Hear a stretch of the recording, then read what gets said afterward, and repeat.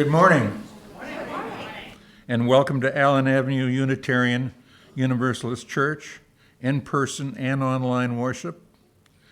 Whether today is your first time here or you've been coming for years, we're so glad you're with our community. My name is Clay Atkinson, and my pronouns are he, his. We are a growing community that transforms lives through the power of love. Our mission calls us to celebrate diversity, encourage spiritual growth, and promote social responsibility while we travel on and care for the earth. Welcome also to those at home who are joining us on Zoom. If you're attending for the first time, please go to our website and fill out the welcoming card so we can know a little more about you. So announcements. The first one, just not to forget, today is the last day to sign up for Circle Dinners. There's a list outside, or you can call Susan Selby and let her know you're coming. Ann?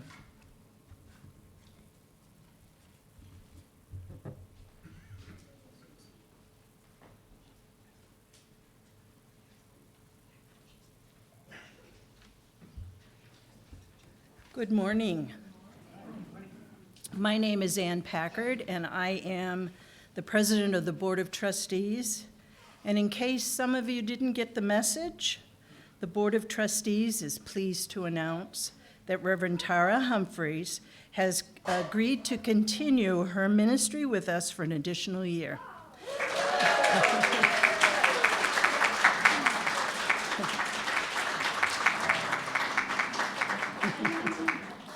We want to thank everyone for their patience as Reverend Tara went through her discernment process.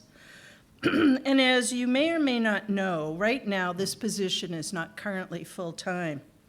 One of our financial goals for the coming year is to support a full-time minister. Please consider this when making your financial commitment in this year's pledge campaign. Thank you. Terry?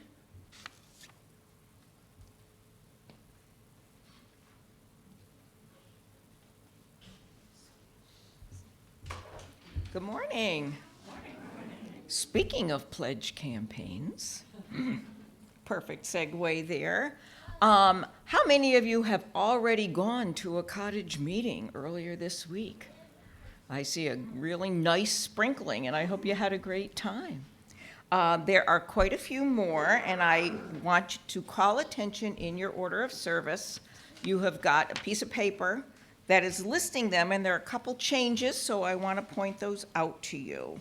So what is a cottage meeting? It is a place for you to have a really good time in someone's home, on Zoom, or at a meeting here at church, to just be able to have a great conversation about our church, what it means to you, what your dreams and hopes are for the church, how we really are so thrilled that Reverend Tara is going to be with us for another year, and we have the best DRE ever, which is wonderful, which you'll see even more of this morning, I know. So we are so lucky as a community. And these are a way to celebrate. If you're in someone's home, you might get some dessert, just saying. Make it worthwhile. So the changes that I have here are that on Friday, March 17th, the meeting with Barbara and Jerry is canceled. They are going to be going to a different one. And on Saturday, March 25th, is my rescheduled meeting from this past week. Instead, we're going to sort of wrap it up for people who haven't had a chance to go. If you have not yet attended a meeting, we strongly urge you to sign up for one. I'm going to have David Wilcock and Peter Reed stand up because they are committee members who are here today.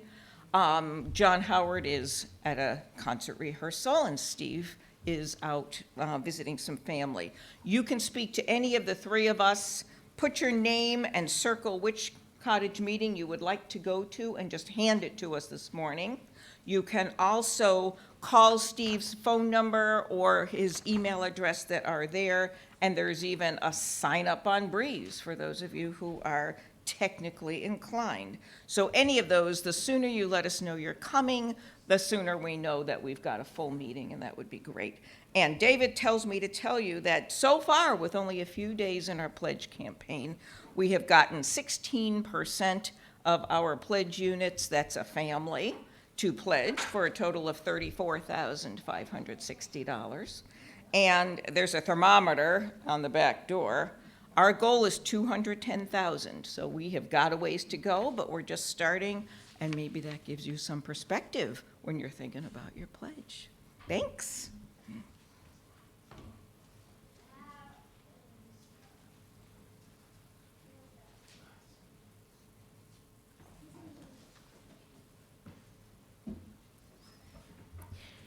Now we all invite you to take this opportunity to silence your cell phones so that we can be fully present to one another. After the service, please grab a cup of coffee in the kitchen window and stay for conversation, remembering to be open to people joining your conversation. Remember the croissant, not the donut. Find someone you've never met before and introduce yourself. And now let us center our hearts and our minds with the ringing of the chimes.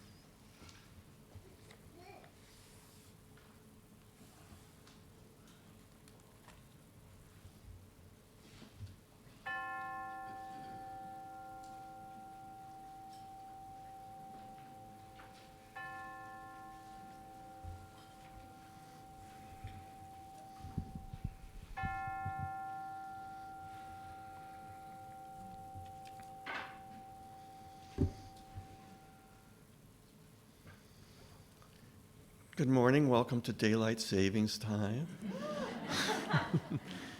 I'm Don Schumann. I'm a member of the choir. You probably see me up there in the back row.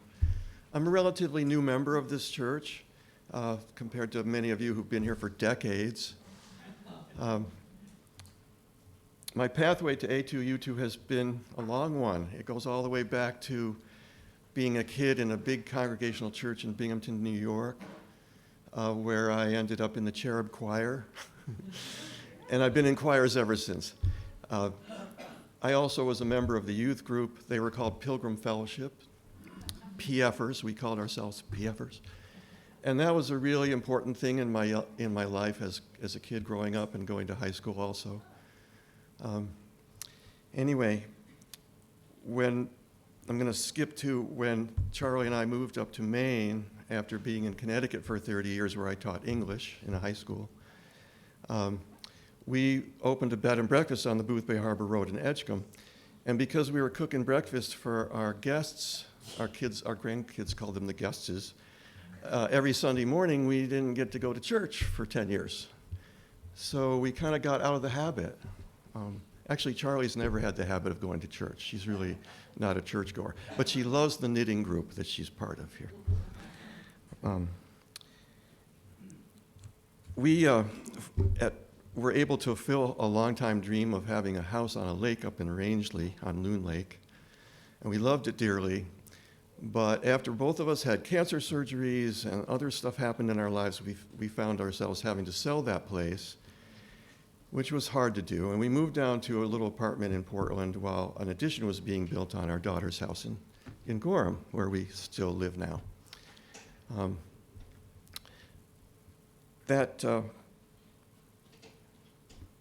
lost my train of thought here. That was a time of loss. It was kind of a perfect storm for me of loss. We had our corgi die suddenly, unexpectedly. We had to leave the lake house. We were living in this apartment where we didn't feel like we really belonged. And I was in a state of depression. And I was seeing a counselor in Portland, and he mentioned this place as a place where he had gotten a lot of help and support at one point in his life. So we decided to show up here one Sunday, and it was such a great thing. I mean, John Howard did a great solo. The choir sounded good. After the service, we were talking to Steve Harris, and he was so welcoming and friendly. And we thought, wow, this is the kind of place where we might feel like we could fit in. And, of course, we did start coming regularly. Storytelling has always been a big part of my life because I've always done theater and stuff.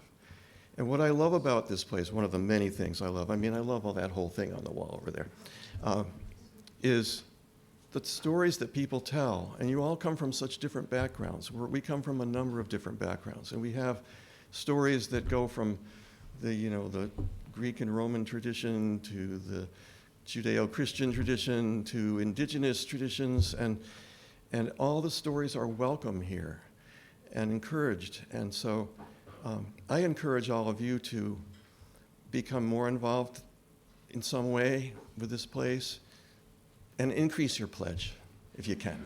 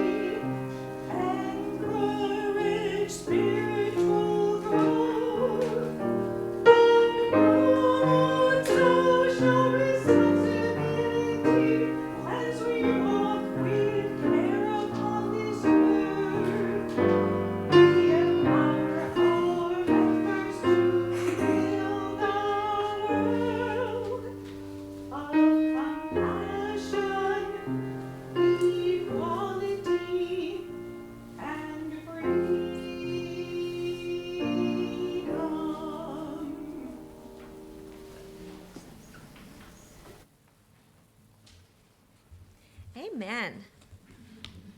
Good morning again.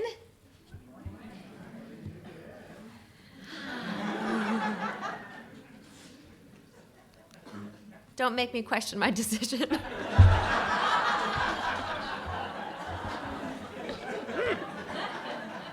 I love you guys. It is good to be together this morning. So as I say each month when we do an all ages worship, worship today is designed with all ages in mind. So there will be no separate RE program, but if your child would be more comfortable or would like to be in the nursery, we do have nursery care, and you can find an usher and they will help you find it. So that being said, it is a joy every time we get to be together with all ages here in the sanctuary. Wiggles and noises that the youngest among us make are the joyful reminder of the life and vibrancy of this intergenerational community where all are welcome. And as I've started saying, and maybe you'll start to repeat, a noisy church is a healthy church. Amen. So our service today is about storms, the power of the elements, the quiet center, the storms of life itself. How might we make meaning out of the storms we encounter? How might we encounter them fully with all of our being? How might we come out changed on the other side? We'll explore these questions through story, song, and, of course, our own interactive storm. Come and be welcome. Let us worship together. Chalice of warmth, soften what is cold within. Chalice of flame, light up what is dark within. Chalice of joy, lift our spirits and open our hearts. And we light a second candle this morning as well, a candle of community in solidarity with those fighting anti-trans bills across the United States and in support of trans and non-binary youth and their families. Will you take a breath with me?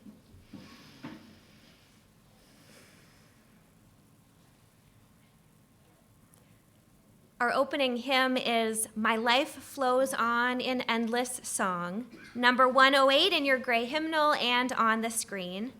Dale will play it through once, and then we'll rise in body or in spirit and join our voices as one.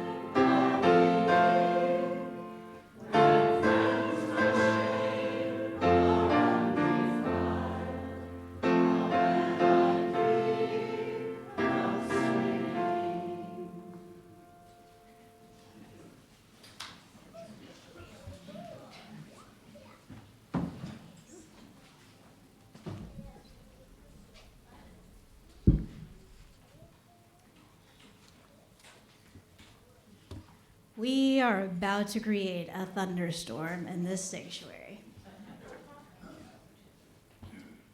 We will use our bodies primarily, but we also have some other instruments. There's an ocean drum already among you, and then guess what I found?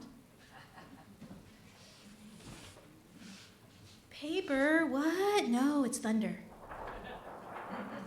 So who would like to be thunder? Anyone? I thought Simon.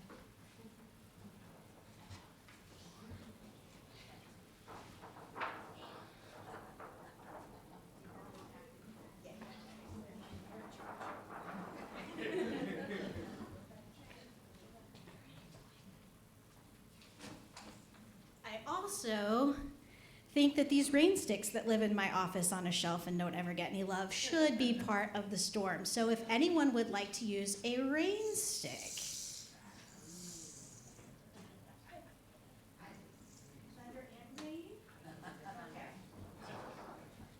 All right.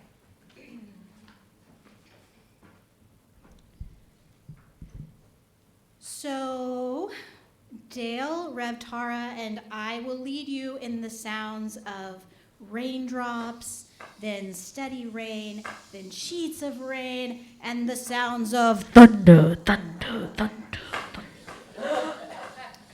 When we reach the height of the storm, which may be loud, I encourage you to release whatever you need to into the storm.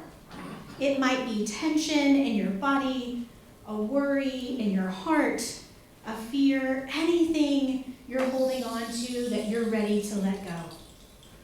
You can use movement to shake loose the tension, or you can use your voice to speak or even yell into the storm. Yes, yell into the storm. Or maybe you just want to imagine at the height of the storm all of those worries and fears just leaving your body. The storm we create will absorb all of this excess energy, and then it will drain away as the storm passes over. So let's begin. The sky is dark, there is mostly silence. Then a slow rain begins.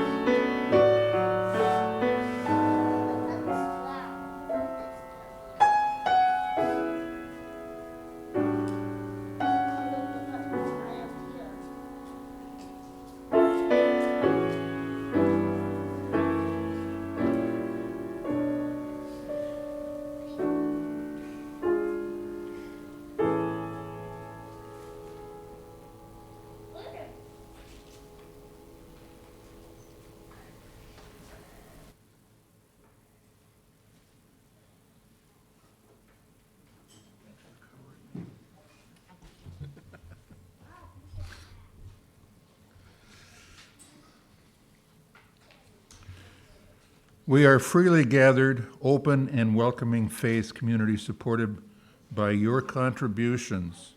Each week, 1/3 of our offering is given away to nonprofit organizations whose mission aligns with our Unitarian Universalist principles.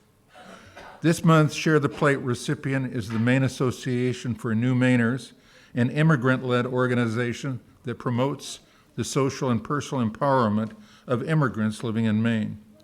You can find more information on the order of service.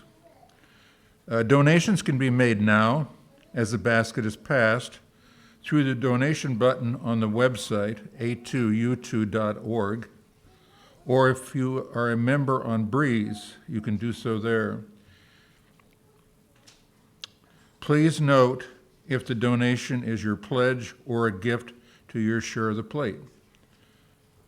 So, offering.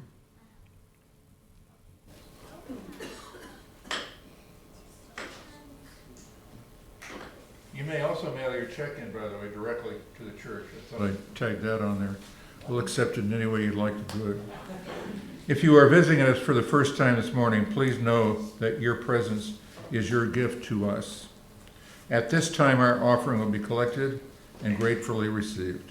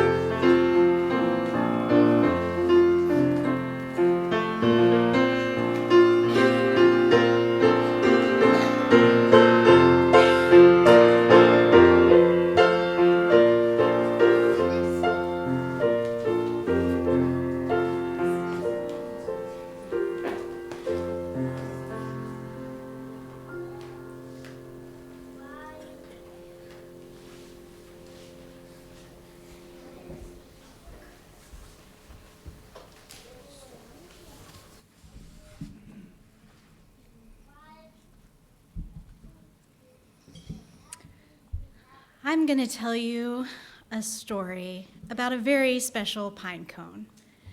Now, I haven't had time to do illustrations for this. It's maybe for another lifetime or for my kid, but I found this adorable picture, so maybe you can imagine that the pine cone in our story looks something like this. And if you can't see it in the back, just imagine the cutest pine cone you've ever seen. Tara will be leading sound effects and movement. So when Tara moves or makes a sound, you may join in from your seat. That was the sound of a special type of pine cone falling to the forest floor. It was very small compared to the giant pine trees surrounding it. But this small pine cone had a big dream.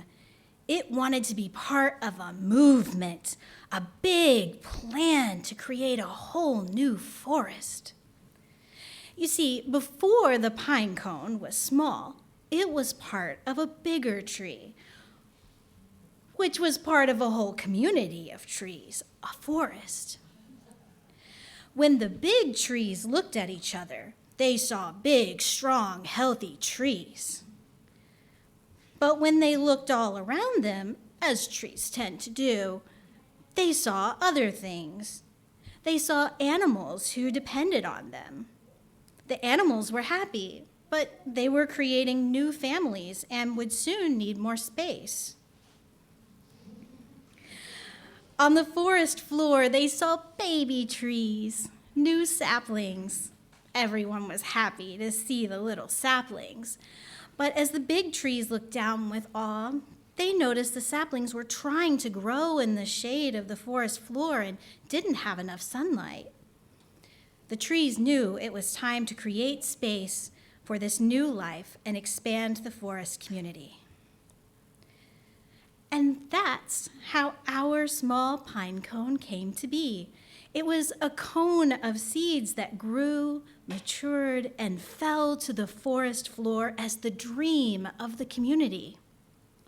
And there it sat, because like some dreams, there was waiting involved. It could sense the other pine cone dreams waiting with it, and so it was patient. The small pine cone waited and waited. Well, pine cones have a connection to the trees, who have a connection to the wind, and so the pine cone dreams were heard for hundreds of miles.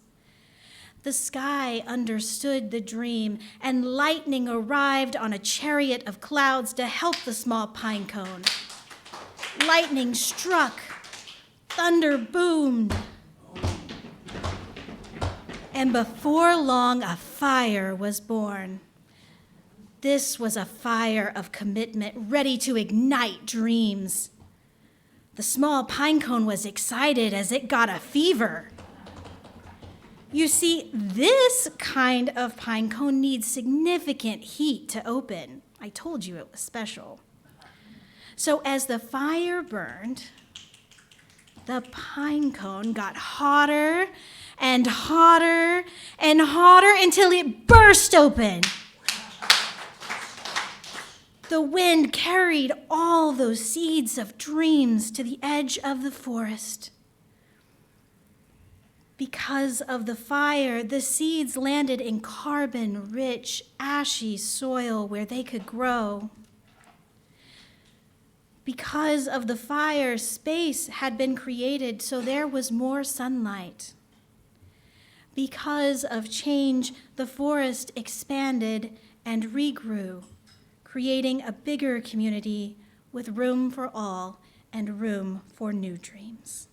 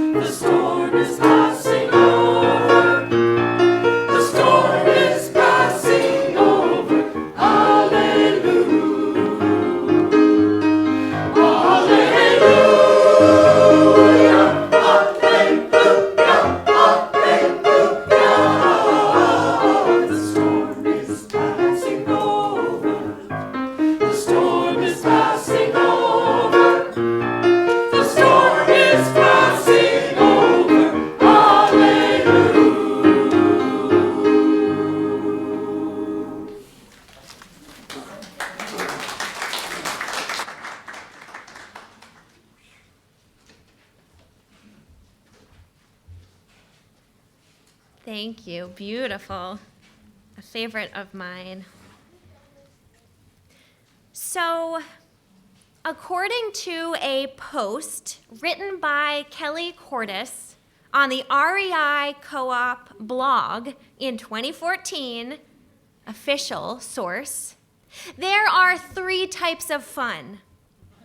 There are 3 types of fun. Type 1 is enjoyable while it's happening. Regular old fun. Type 2 is miserable while it's happening, but fun in retrospect. Kelly reflects in her post, it usually begins with the best intentions, and then things get carried away. And then there's type 3.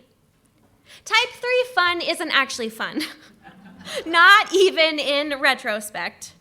It's the kind where you think back and wonder, what in God's holy name was I thinking?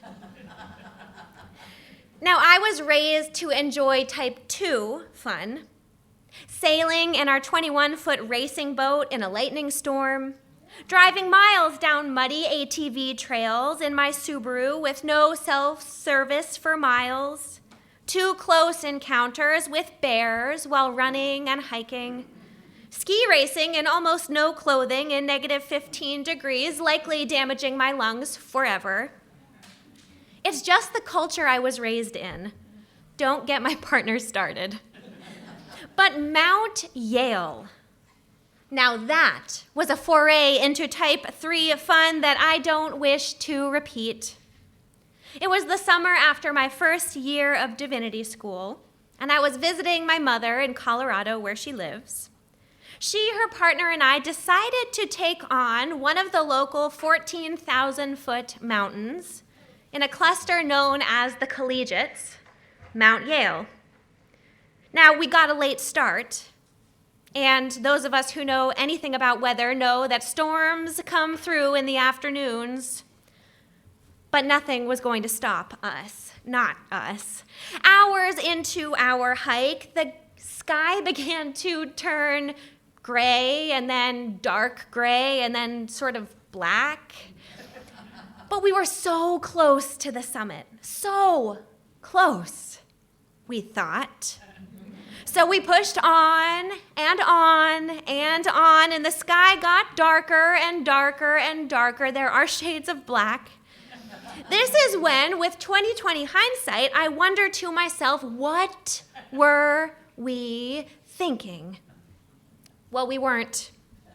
Or we were, but the lack of oxygen, combined with my family's competitive and slightly obsessive nature, quieted that inner voice.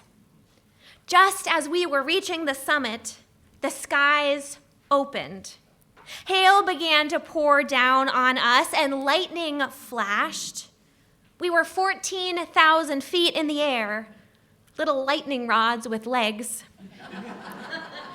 My stepdad insisted that we get a summit selfie.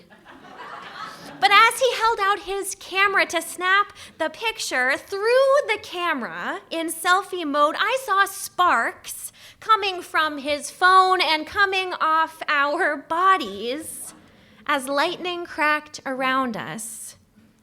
We literally had sparks flying off our bodies. Everything felt electric.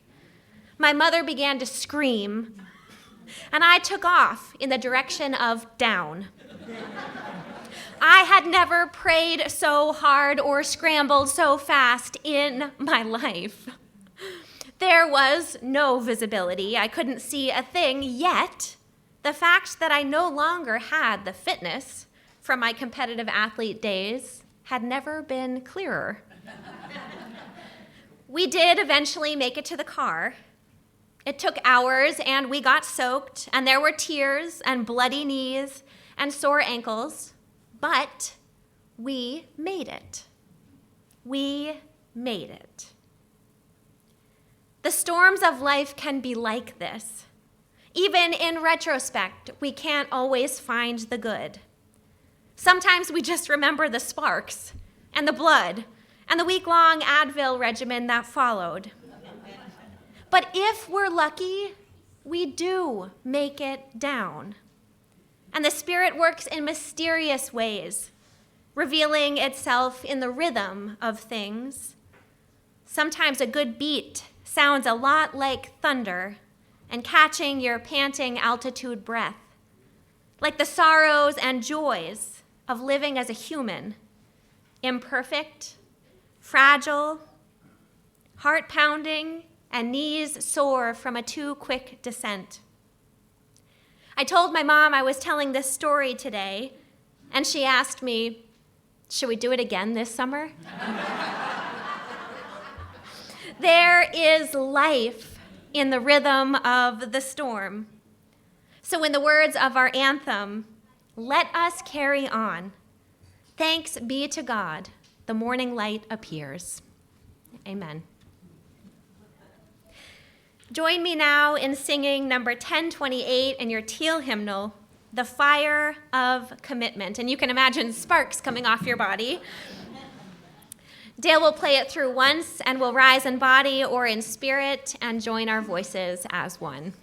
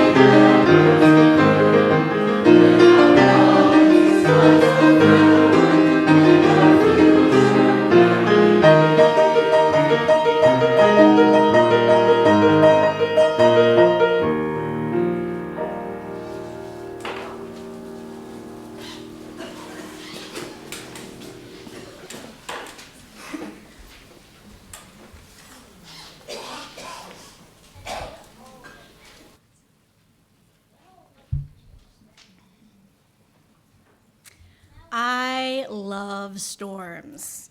Like, really love them. The state I'm from is known for severe weather, tornadoes, and severe thunderstorms mostly. And I can't tell you how much I miss thunder. Like full-bodied dark brew, vibrate your soul loose from your body, thunder. Until I moved away from the South, I thought storms were the same everywhere. But storms are cultural. Where I'm from, when people say there's gonna be a storm, they always mean a thunderstorm. And if a storm is coming, you'll know. An Arkansas storm is a southern storm. She takes her time getting ready. Gotta fix her billowing river rock hair. Higher the hair, closer to God. She likes her eyeshadow tornado sky green and her ample dress in catfish gray spilling out round her for miles. She tells everybody she's coming, but she has a tendency to linger from place to place. Honey, there was a dance floor in Dallas she had to tear up. And her friends down in Magnolia like to talk too much. Might gonna be a while getting to me. But she takes her time, and I love the wait. Best place to wait on my storm is on the porch, first step down in the middle, where I can see more of the sky through the trees. Before she gets there, everything is real still and quiet. Well, I can faintly hear the weatherman through the screen door. He's talking about Little Rock needs to take shelter. Oh, I am. She's closer now. The trees are whispering. I think they must see her. The whispering gets louder. Then I know she's close because the trees start rushing at each other in violent fits, fighting over who gets to meet her first. I can make out some flashes in the southwest sky. She is her own paparazzi. The first tingle of her hits me, and I rise to greet her, leaning out of my step like I might just jump into her arms. I can hear my heartbeat, but only for a moment before all I can hear is hers. And I am shaken loose from my waiting, fully here, eyes wide. I can see her as she marches straight toward me, the grass bending under the weight of her until she is smiling in front of me. Her glory swirling around me. I am frozen in her presence. She tussles my hair gently, then whips it across my face with a sting. She is quirky in her affections. She laughs, booming electric, and I giggle, though not even I can hear it. She lifts her dress with a dramatic sweep, and her face disappears into the sheets of rain. The streets are instantly rivers, washing my troubles away in a flash flood of, "It's all gonna be okay, baby." I know she's gonna stay a while. I know she's gonna leave a mess. I know she is reckless with her rage, but she is real and she tells it like it is. And I need her to speak for me, 'cause I want a voice that changes people like that.